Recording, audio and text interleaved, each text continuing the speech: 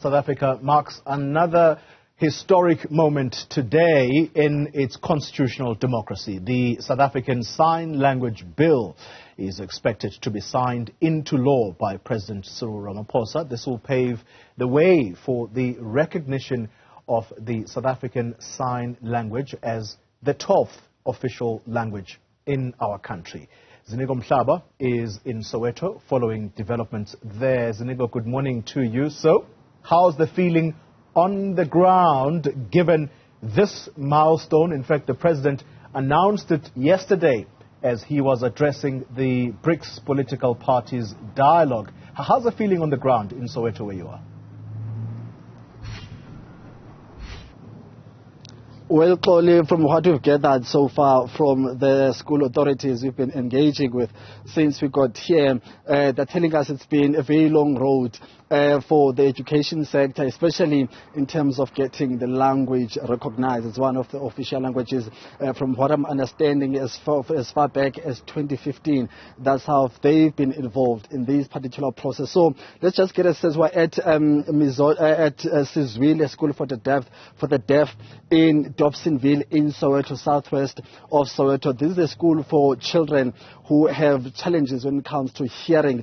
So these are the people who deal with this challenge, who deal with using the sign language on a daily basis to communicate with the community itself, but also with their pupils. I've joined now by Mr. Luan, who's the school principal of this particular school, just to get a sense of how they're feeling, to get the answer that they're asking, but also just give us a background of how did we get here from those who've been intimately involved. Mr. Luan, thank you very much, sir, for your day.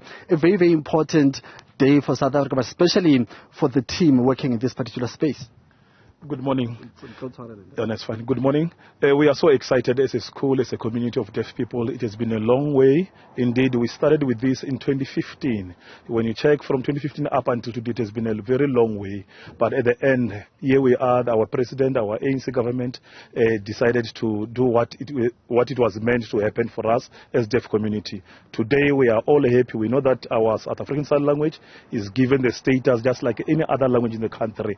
That on its own, I'm telling you, we are so excited. But it has been a very long journey. The implementation of this was started 2015 with the grade 1, with the grade 4, with the grade 7, and up until the grade 10s. 2018, that was the first time when South African Sign Language was recognized and was written as a subject at the level of grade 12. On the very same year, 2018, as a school, we managed to produce a top student in the whole country, and it was under my leadership. That on its one, those are the... Congratulations.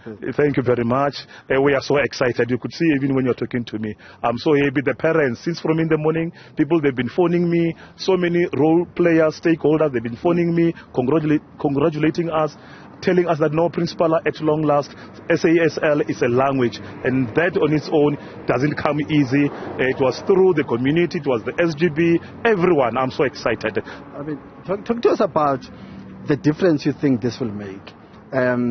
Looking at how things have been before the language was recognized or before it is signed into law, what were the challenges? But also, what do you think, what do you believe it should change going forward now that it's an official language in terms of operations, but also in terms of interaction with the community itself around here in Dobsonville?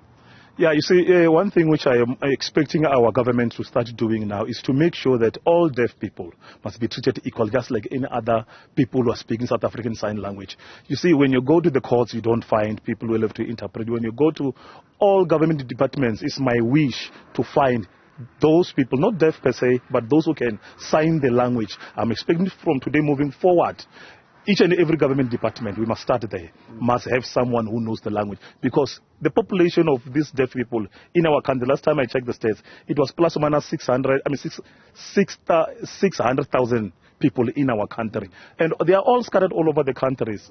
They can't they can't be employed because people, they'll be saying, no, we're going to be having a challenge working with this person who's deaf. So now the primary goal of the government is to start now making sure that in each and every institution, in each and every government, those people must be there, those who will be interpreting the language. I'm expecting that to happen as from today moving forward. I mean, lastly, sir, talk to us about your experience with interacting with parents themselves who might not be challenged, might not be going through the same challenges their kids are going through. What's their attitude towards being teachable, understanding the language, trying to make sure that they make that effort to learn so that they're able to deal with the challenges faced by their children who are physically challenged in terms of hearing? What has been their attitude towards your advices and teachings?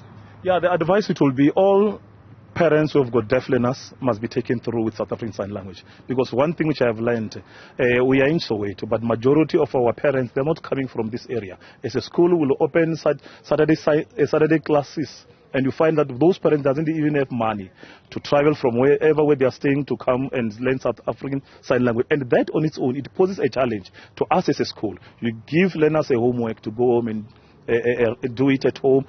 Turns out that the parents can't even help the kids because there's a language barrier. And that on its own is a serious challenge. So now from my side, I will propose that the moment the government starts teaching almost every person in the country, I mean, look, no, I'm communicating with you in English. I speak Chivan. It's not like I was born knowing this English, but we must start small so that these parents who have got kids who are deaf, they mustn't equate deafness with disability. There's nothing wrong with people being deaf. It's their language. It must be accepted. But parents must have to be assisted halfway.